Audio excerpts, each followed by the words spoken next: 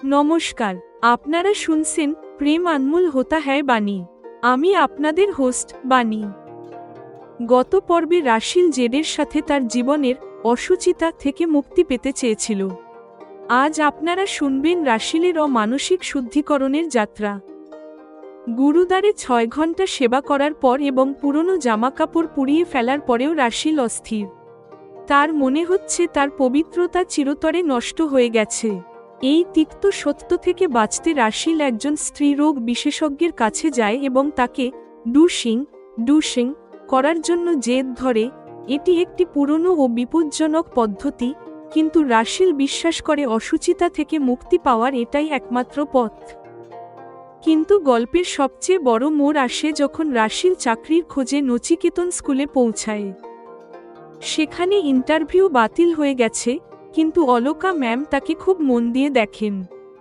রাশিল মিথ্যে বলে যে তার ব্যাগ চুরি হয়ে গেছে, কিন্তু অলকা ম্যামের চোখ যখন এক্স-রের মতো তার মনের ভেতরটা পড়ে ফেলে, তখন রাশিল ভেঙে পড়ে এবং পুরো সত্যিটা বলে দেয়, আমি ওর কাছ থেকে পালিয়ে আর লুকিয়ে এখানে এসেছি। আপনারা শুনবেন কিভাবে অলকা ম্যাম মায়ের মতো ভালোবাসা দেখিয়ে রাশিলকে শিক্ষিকার চাকরি নয়, বরং নিজের ইন্ডাস্ট্রিতে পাবলিক রিলেশনস অফিসার হিসেবে কাজ দেন। অলকা ম্যাম কি সব মেয়ের সাথেই এমন, নাকি রাশিলের প্রতি তার এই অগাধ স্নেহের পেছনে কোনো গভীর রহস্য লুকিয়ে আছে? কৌতূহল, বিশ্বাস আর এক নতুন জীবন। প্রেম আনমোল হোতা হ্যায় বাণীতে আপনারা শুনবেন পর্ব 15, অসুচিতার অনুভূতি এবং অলকা ম্যামের অলৌকিক দান। রাশিল প্রায় 1 বছর ধরে গুরুদ্বারে যেতে পারেনি। আজ সে সেখানে সেবা করার সুযোগ পেয়েছে। 6 ঘন্টা টানা সেবা করার পর সে খুব শান্তি অনুভব করে, কিন্তু ফেরার সময় তার মনে একটা প্রশ্ন জাগে, শুধু জামাকাপড় পরালেই কি তার অসুচিতা ঘুচবে? এই চিন্তা তাকে ব্যাকুল করে তোলে। সঙ্গে সঙ্গে সে একটি ক্লিনিকে পৌঁছায়। তোমার সমস্যা কি? ডাক্তার রাশিলকে জিজ্ঞেস করলেন। ডাক্তার, আমাকে ঠকানো এক শয়তান লোকের সাথে আমি বছরখানেক স্ত্রী হিসেবে ছিলাম। এখন আমি মুক্ত, কিন্তু ওই লোকটা আমার শরীর স্পর্শ করেছে, এই চিন্তা আমাকে অসুচি করে তুলছে। এটা আমাকে খুব কষ্ট দিচ্ছে, রাশিল দুঃখের সাথে বলল। এটা তোমার মানসিক সমস্যা। এর জন্য তোমার কোনো ভালো মনোরোগ বিশেষজ্ঞের সাথে দেখা করা উচিত। বর্তমানে ডুশিংয়ের মতো পদ্ধতিগুলো বিপজ্জনক, আমি এটার পরামর্শ দেব না, ডাক্তার বললেন। পরের দিন রাশিল নচিকেতন স্কুলে পৌঁছায়। সেখানে সে অলকা ভাটিয়ার সাথে দেখা করে। আজ ইন্টারভিউ বাতিল হয়েছে, কিন্তু তুমি এত দূর থেকে এসেছো, তাই আমি তোমার ইন্টারভিউ নেব। চাকরির জন্য জলন্ধর থেকে এত দূরে কেন এলে? অলকা ম্যাম জিজ্ঞেস করলেন।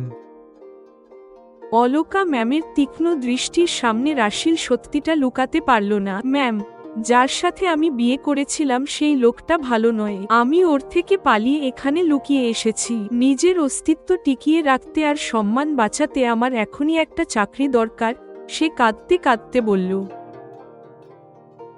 তাহলে তুমি সঠিক মানুষের কাছেই এসেছো। আমি তোমাকে নিরাশ করব না। আমার নিজের ইন্ডাস্ট্রিতে আমি তোমাকে পাবলিক রিলেশনস অফিসার হিসেবে নিয়োগ করছি। তোমার লেখালেখির শখ আছে, তাই ওখানে তোমার সুবিধে হবে। আমি তোমাকে নিজের মেয়ের মতো আগলে রাখব। এই বলে অলকা ম্যাম তাকে জড়িয়ে ধরলেন।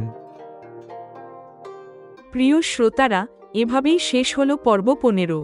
রাশিলের সংগ্রামের অবসান এবং অলকা ম্যামের ছত্রছায়ায় তার নতুন জীবনের শুরু এই পর্বে খুব সুন্দরভাবে ফুটে উঠেছে। পর্ব 15 সমাপ্ত।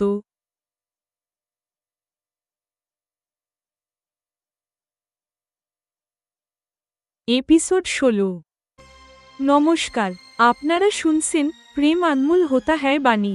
আমি আপনাদের হোস্ট বাণী। গত এপিসোডে রাশিদ তার অভ্যন্তরীণ পবিত্রতা ফিরে পেতে ডুশিং করেছিল। আজ রাশিদ তার যাত্রার সবচেয়ে বড় রহস্যগুলো উন্মোচন করার সাথে সাথে তার অতীতের গল্পের একটি সুখকর সমাপ্তি ঘটবে। আপনারা শুনবেন জুয়েলারি শপের শেঠজির আচরণে পরিবর্তন কেবল কাকতালীয় ছিল না, বরং অলকা ম্যামের একটি সুপরিকল্পিত পরিকল্পনা ছিল। রাশিদ প্রকাশ করে যে ম্যাম তাকে স্টেশনে বোরখা ফেলে দিতে দেখেছিলেন এবং তার ড্রাইভার রাশিদকে অনুসরণ করেছিল। তবে সবথেকে বড় রহস্য, অলকা ম্যাম গোপনে জলন্ধর গিয়ে রাশিদের বাবা মায়ের সাথে দেখা করেছিলেন। আপনার মেয়েকে আমি নিজের মেয়ের মতো আগলে রেখেছি বলে তাদের আশ্বস্ত করেছিলেন। সত্যিই ম্যাম রূপকথার পরীর মতো। রাশিদ একটি কথা বলে, আমি যদি এত বড় মূল্য না দিতাম তবে আপনাদের সাথে আমার কোনোদিন পরিচয়ই হতো না। আজ আপনারা শুনবেন রাশিদ আমেরিকা যাওয়ার আগে আমাদের সেই আবেগঘন বিদায়, যখন আমরা দুই বোনের মতো জড়িয়ে ধরে শুয়েছিলাম। তারপর রাশিদ আমেরিকা চলে যায়। কিন্তু রাশিদের সাথে আমার এই ঘনিষ্ঠ সম্পর্ক কি সত্যি ছিল নাকি মিথ্যে? তার কোনো ফোন না আসায় আমার মনে সন্দেহ জাগছে। আর এই সন্দেহ আমাকে আবার অলকা ম্যামের সুপার কিং সাইজ বেডের কাছে ফিরিয়ে আনে। এখন রাশিদ নেই, ম্যাম প্রথমবার আমার সাথে রাশিদকে নিয়ে কথা বলতে শুরু করেছেন। আমার মনে হচ্ছে আমার জীবন শৃঙ্খলের জট পাকানো কড়িগুলো এবার খুলতে চলেছে। রহস্য, একাকিত্ব এবং একটি নতুন উন্মোচন। প্রেম আনমোল হোতা হ্যায় বাণীতে আপনারা শুনবেন। এপিসোড 16, অতীতের শুদ্ধি এবং ম্যামের ডিটেকটিভ স্টাইল পরোপকার। পরের দিন থেকে ডাক্তারের দেওয়া ওয়াশ এবং পাউডার ব্যবহার করে রাশিদ তার অভ্যন্তরীণ পরিচ্ছন্নতায় মন দিল। এই প্রক্রিয়া 1 মাসেরও বেশি সময় ধরে চলল। ধীরে ধীরে সে অনুভব করতে শুরু করল যে সে সেই লোকটির দুর্গন্ধ তার শরীর থেকে মুছে ফেলেছে। তার মনে এক ধরনের শান্তি এল যে এক অর্থে সে তার পবিত্রতা ফিরে পেয়েছে। আসলে রাশিদের জন্য পবিত্রতার অনুভূতি শারীরিক চেয়ে মানসিক বেশি জরুরি ছিল, যা এখন সে অনুভব করতে পারছিল। নিজের গল্প বলে রাশিদ শান্ত হয়ে গেল। দৃশ্য পরিবর্তন। আমার কাছে এটি একটি সিরিয়ালের সুখকর সমাপ্তির মতো মনে হলো। আমার মনে হয় পথ হারিয়ে ফেলা প্রতিটি মেয়েরই একজন অলকা ভাটিয়া পাওয়া উচিত। রাশিদ এক মুহূর্ত নিজের আবেগ নিয়ন্ত্রণ করল এবং চোখ মুছে নিল। আমি গিয়ে বাদামের দুধ বানিয়ে আনি, তারপর আরও কিছু কথা বলবো বলে রাশিদ উঠে দাঁড়ালো। এখন তো তুমি জানোই, ম্যাম যা বলেছিলেন তাই করেছেন। তিনি আমাকে নিজের কাছেই রেখেছেন। এখন তো আমি ওনার মেয়ে নই, বৌমা হতে চলেছি। ওনার ভাইপোর সাথেই আমার বিয়ে ঠিক করে দিয়েছেন ম্যাম। আমি ভাগ্যবতী। আমি এক শয়তান লোকের জালে আটকে পড়েছিলাম, কিন্তু তারপর ম্যামকে পেলাম। আমার ভাগ্য আবার ফিরতে শুরু করেছে এবং আজ আমি এক নতুন দুনিয়ায় যাওয়ার প্রস্তুতি নিচ্ছি। বানি, ওটা কোনো কাকতালীয় ব্যাপার ছিল না। আমি যখন এখানে পৌঁছে আমার চুড়ি বিক্রি করতে গিয়েছিলাম, তখন সেই শেঠজি এমনি চুড়ি বন্ধক রেখে পরের দিন আমাকে নচিকেতন স্কুলে পাঠাননি। রাশিদ রহস্য ফাঁস করল। ম্যাম আমাকে স্টেশনের ওয়েটিং রুমে ডাস্টবিনে বোরখা ফেলে দিতে দেখে ফেলেছিলেন। কাকতালীয়ভাবে উনিও একই ট্রেনে ফিরছিলেন। ম্যাম যখন এখানে ট্রেন থেকে নামলেন, উনি ওনার ড্রাইভারকে আমার পেছনে পাঠিয়ে দিয়েছিলেন, আর উনি নিজে গাড়ি চালিয়ে বাড়ি গিয়েছিলেন। ড্রাইভার ওনাকে আমার খবর দিচ্ছিল। সেই জুয়েলারি শেঠকে ফোন করে আমার সাহায্য করতে ম্যামই বলেছিলেন। রাশিদ ম্যামের গোয়েন্দাসুলভ বুদ্ধির কথা জানালো। আরও একটা মজার কথা শোনো। আমাকে আশ্রয় দেওয়ার পর ম্যাম একবার কাউকে কিছু না বলে জলন্ধর গিয়েছিলেন। সেখানে উনি আমার বাবা মায়ের সাথে গোপনে দেখা করেছিলেন। আমি যে নরক যন্ত্রণা ভোগ করেছি সে কথা তাদের বলেছিলেন। আপনার মেয়ে আমার কাছে নিজের মেয়ের মতো আছে বলে তাদের আশ্বস্ত করেছিলেন। ম্যাম তাদের কথা দিয়েছিলেন যে উনি সব ঠিক করে দেবেন। আমরা দুই বোনের মতো জড়িয়ে ধরে শুয়েছিলাম, যেন এই জন্মে আর দেখা হবে কি না কে জানে। তারপর রাশিদ আমেরিকা চলে যায়। সোশ্যাল মিডিয়ায় ওকে অ্যাক্টিভ দেখি, কিন্তু ওর ফোন আমাকে আসেনি।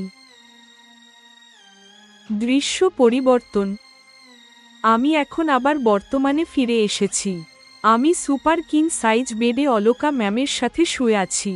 এখন রাশিদ নেই। ম্যাম প্রথমবার আমার সাথে রাশিদের কথা তুলেছেন। আমার মনে হচ্ছে রাশিদের বলা আগের গল্পের সেই হারিয়ে যাওয়া কড়িগুলো এবার খুঁজে পাওয়া যাবে। প্রিয় শ্রোতা বন্ধুরা, এর সাথেই এপিসোড 16 শেষ হলো। এই এপিসোডটি রাশিদের গল্পের সব হারানো সূত্রকে এক সুতোয় গেঁথে তাকে একটি সুখকর সমাপ্তি দেয় এবং বাণীতে অলকা ম্যামের রহস্যের একেবারে সামনে দাঁড় করিয়ে দেয়। এপিসোড 16 সমাপ্ত।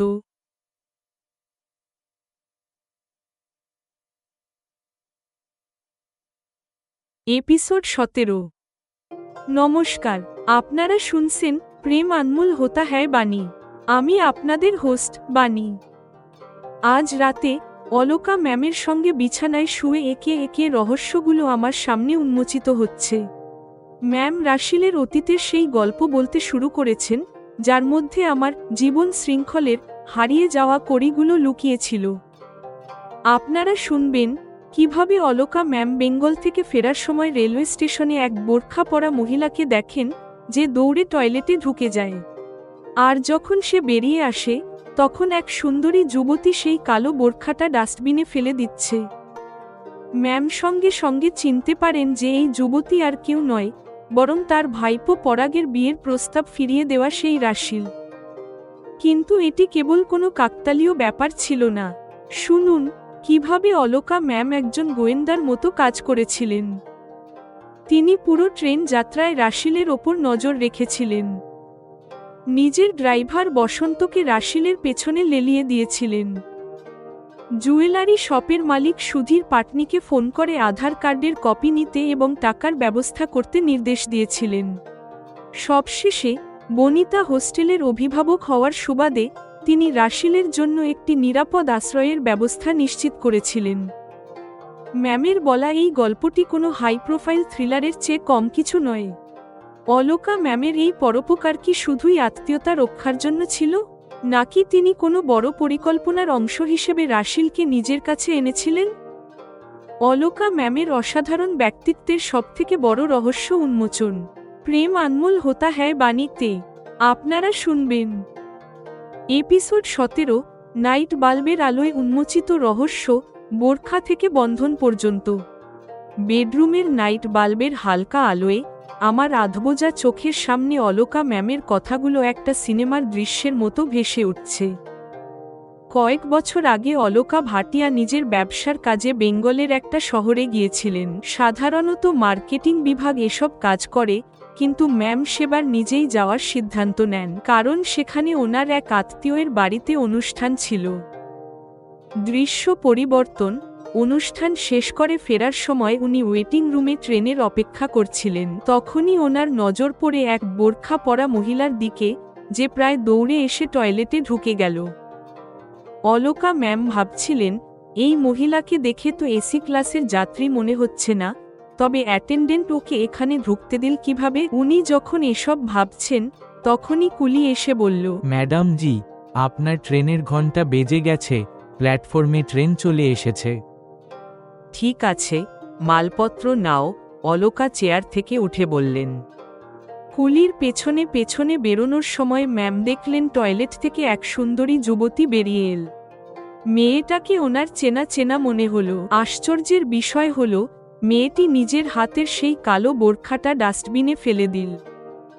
ম্যামের বুঝতে দেরি হলো না যে বোরখা পরে ভেতরে যাওয়া মহিলাটি এই মেয়েটি। ওনার মনে প্রশ্ন জাগল, সুন্দরী এই মেয়েটি বোরখা কেন ফেলে দিল? উনি মেয়েটির ওপর নজর রাখতে শুরু করলেন। উনি ভাবছিলেন মেয়েটি কোনো অপরাধ করে পালাচ্ছে কিনা।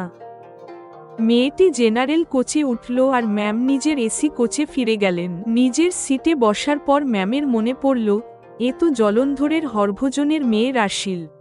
বিদেশে থাকা ওনার ভাইপো পরাগের বিয়ের প্রস্তাব এই মেয়েটিই ফিরিয়ে দিয়েছিল। রাশিল নামটা মনে পড়তেই ম্যাম নিজের ফোনের গ্যালারি চেক করলেন এবং নিশ্চিত হলেন যে এটি রাশিলই। ওনার মাথায় হাজারটা প্রশ্ন ঘুরতে লাগল যে রাশিল এই অবস্থায় কেন? ট্রেন যখন ওনার নিজের শহরের স্টেশনে থামল, ম্যাম দেখলেন রাশিলও নামছে। উনি নিজের ড্রাইভার বসন্তকে নির্দেশ দিলেন রাশিলকে অনুসরণ করতে। ম্যাম গাড়ি চালিয়ে বাড়ি পৌঁছানোর আগেই বসন্তের ফোন এল। ম্যাডাম জি, মেয়েটি রিকশা থেকে নেমে পাটনি জুয়েলার্সে ঢুকেছে।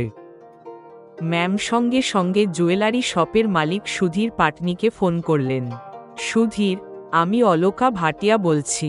তোমার সামনে যে মেয়েটি দাঁড়িয়ে আছে সে কি কোনো গয়না বিক্রি করতে এসেছে? হ্যাঁ দিদি, সুধীর উত্তর দিলেন। সুধীর, ওকে আমার চেনা লোক মনে করে সাহায্য করো। ওর আধার কার্ডের একটা কপি নিয়ে রাখো, আর ও বেরিয়ে গেলে আমাকে ফোন করো, ম্যাম নির্দেশ দিলেন।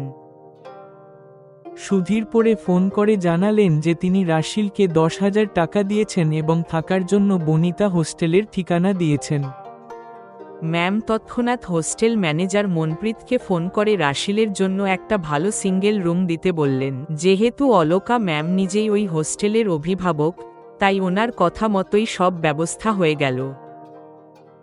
ম্যাডাম জি, মেয়েটি হোস্টেলের ভেতরে ঢুকে গেছে, বসন্ত শেষ খবরটা জানালো। ঠিক আছে বসন্ত, এবার চলে এসো, ম্যাম যা চেয়েছিলেন তা হয়ে গেছে। প্রিয় শ্রোতারা, এভাবেই এপিসোড 17 শেষ হলো। অলকা ম্যাম অতীতে রাশিলের জন্য যেসব ব্যবস্থা করেছিলেন তা বাণীর কাছে পরিষ্কার হয়ে গেল।